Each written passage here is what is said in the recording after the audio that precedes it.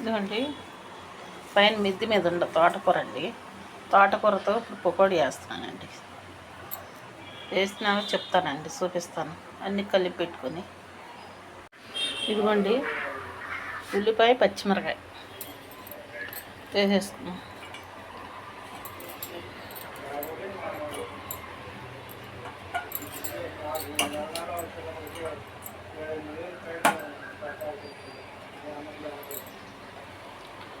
జీలకర్ర కొంచెం అల్లం వెల్లుల్లి,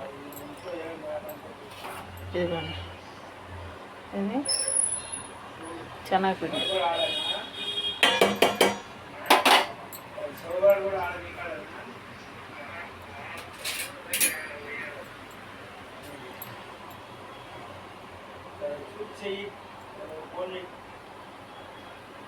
ఒకటి బియ్యం పిండి అండి.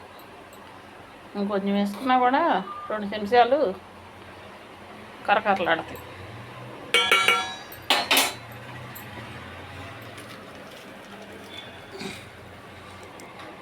తగినంత ఉప్పు అండి, సాల్ట్ వేసుకొని కలిపేసుకోవటం ఏంటంటే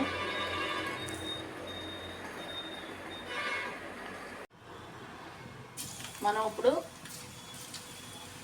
పకోడీ వేసుకుంటున్నామండి. ఏం పకోడీ తెలుసా? ఏం పకోడీ బావా? తోటకూర పకోడీ. తోటకూర పకోడీ అండి. మా వారికి వేడి వేడిగా వేసి పెడతానండి. వాళ్ళకి అందరాడు వచ్చాడు. ఇలా వేసేసుకోవటమేనండి కూర్చి. అసలు మా ఆయనగారు తోటకూర తినరండి, నేనే తినాలి. అందుకే ఇట్లా పకోడీ వేసి పెడితే తింటారండి.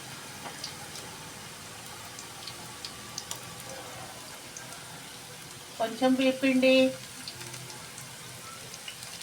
అన్నీ వేసుకొని మన బియ్యం పిండి కరకరలాడతారండి.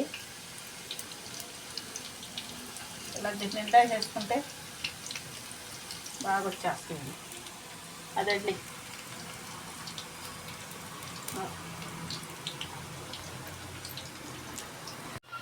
ఇదిగోండి అయిపోయినాయండి. గ్యాస్ కట్టేసుకోవటమే. ఎర్రగా వేగినాయి.